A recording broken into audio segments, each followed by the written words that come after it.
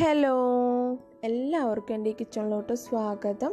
ഞാൻ ഇന്നിവിടെ ഒരു മുട്ട പൊറോട്ട ചെയ്യാൻ പോവാണ്. നമ്മൾ വീട്ടിൽ പൊറോട്ടയ്ക്ക് ബാക്കി വന്നിട്ടുണ്ടെങ്കിൽ നമുക്കിങ്ങനെ ചെയ്തെടുത്തിട്ട് വൈകുന്നേരം ചായക്കൊക്കെ കൂട്ടാൻ പറ്റുന്ന നല്ലൊരു ഈവനിങ് സ്നാക്കാണ് ഉണ്ടാക്കാൻ പോണത്. മുട്ട പൊറോട്ട നമുക്ക് എങ്ങനെ ഉണ്ടാക്കാമെന്ന് നോക്കാം.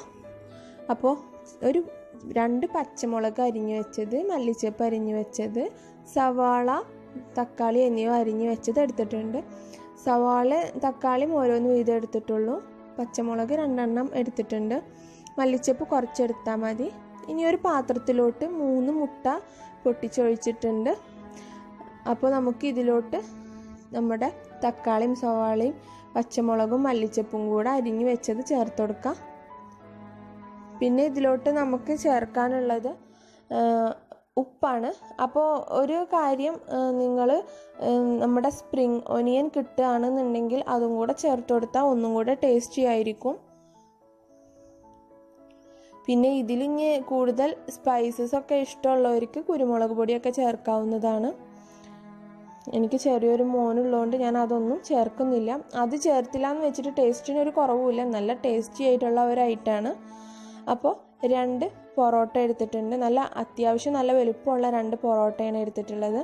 അപ്പോൾ നിങ്ങൾക്ക് വേണമെന്നുണ്ടെങ്കിൽ ഒരു മുട്ട കൂടി എക്സ്ട്രാ ആഡ് ചെയ്യാം, ഒരു കുഴപ്പമില്ല. 3 എണ്ണമാണ് ഞാൻ എടുത്തിട്ടുള്ളതെന്ന് മാത്രം. അപ്പോൾ ഞാനിവിടെ ഒരു ഇരുമ്പ് ചട്ടി നന്നായിട്ട് ചൂടായി വന്നപ്പോൾ നല്ലപോലെ എണ്ണ പുരട്ടി വെച്ചിട്ടുണ്ട്. നല്ലതായിട്ട് എണ്ണ തൂവി വെക്കണം. എന്നിട്ട് നല്ലപോലെ ചൂടായി വരുന്ന നേരത്തെ നമുക്ക് ഫസ്റ്റ് നമ്മുടെ മുട്ടയുടെ മിക്സിയിൽ നിന്നും കുറച്ച് ഒഴിച്ചു കൊടുക്കാം. 4 ഭാഗമായിട്ടാണ് നമുക്ക് ഒഴിക്കേണ്ടത്. 2 പൊറോട്ടയ്ക്ക് 4 ഭാഗം വീതം ഒഴിച്ചു കൊടുക്കണം.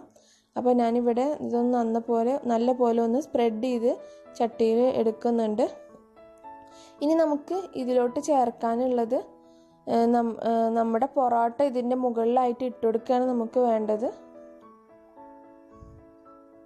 ഇതുപോലെ പൊറോട്ട അതിൻ്റെ മുകളിൽ വെച്ചിട്ട് നമ്മൾ ജസ്റ്റ് ഒന്ന് വെയിറ്റ് ചെയ്യാം. അപ്പോൾ മുട്ട പാർന്നു കഴിഞ്ഞാൽ പിന്നെ നമ്മുടെ ഫ്ലെയിം ഒന്ന് നല്ലപോലെ കുറച്ച് വെക്കണം. മുട്ട പെട്ടെന്ന് വെന്ത് കിട്ടുന്നതായതുകൊണ്ട് ഒന്ന് കുറച്ച് വെക്കുക.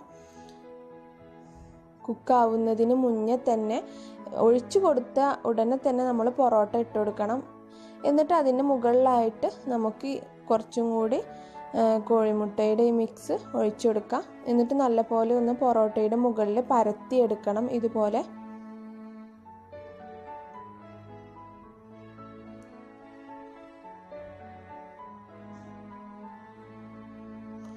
ഇനി നമുക്ക് ജസ്റ്റ് ഒന്ന് നന്നായിട്ടൊന്ന് ചൂടായി വരുമ്പോൾ നമുക്കൊന്ന് മറിച്ചിട്ട് കൊടുക്കാം.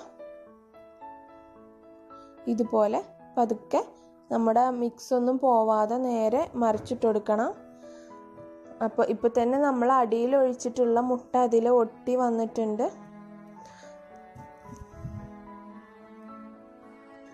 അങ്ങോട്ടും ഇങ്ങോട്ടും ഇങ്ങനെ മറിച്ചിട്ട് കൊടുത്തിട്ട് ഒരു ലോ ഫ്ലെയിമിൽ ഇട്ടിട്ട് നല്ല പോലെ നമുക്കൊന്ന് മൊരിയിച്ചെടുക്കാം. അപ്പോൾ എത്രയും ചൂടിൽ അങ്ങനെ കിടക്കുന്നോ അത്രയും ടേസ്റ്റാണ്. അന്ന് പെട്ടെന്ന് മൊരിയുന്നത് ഇഷ്ടമല്ലാത്തവർക്ക് പെട്ടെന്ന് വാങ്ങാവുന്നതാണ്. അല്ലെങ്കിൽ ഇതുപോലെ പെട്ടെന്ന് ഹൈ ഫ്ലെയിമിൽ ഇട്ടിട്ടാണെന്നുണ്ടെങ്കിൽ ഇതുപോലെ പെട്ടെന്ന് മറിച്ചിട്ട് കൊടുക്കുക. അങ്ങോട്ടും ഇങ്ങോട്ടും പെട്ടെന്ന് മറിച്ചിട്ട് കൊടുത്തിട്ട് നമ്മുടെ മുട്ട പൊറോട്ട റെഡിയാക്കി എടുക്കാം. അപ്പോൾ എല്ലാവർക്കും ഇഷ്ടപ്പെട്ടു എന്ന് വിശ്വസിക്കുന്നു. നമുക്ക് വീണ്ടും കാണാം ഇൻഷാ അല്ലാഹ്.